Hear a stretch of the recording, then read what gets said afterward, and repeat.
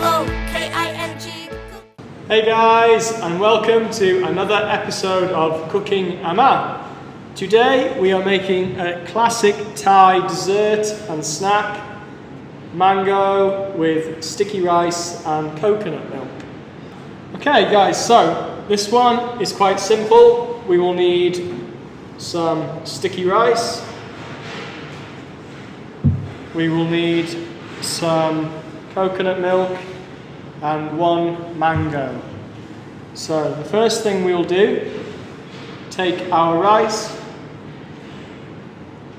and combine the rice with some coconut milk in a mixing bowl.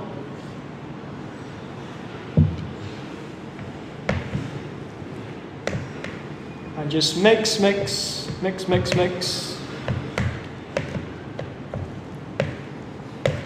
together. The rice and the coconut milk are well combined.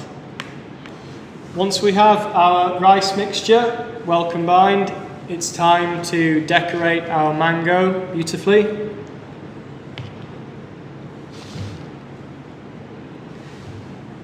And then, like so, we add our rice and then we are finished.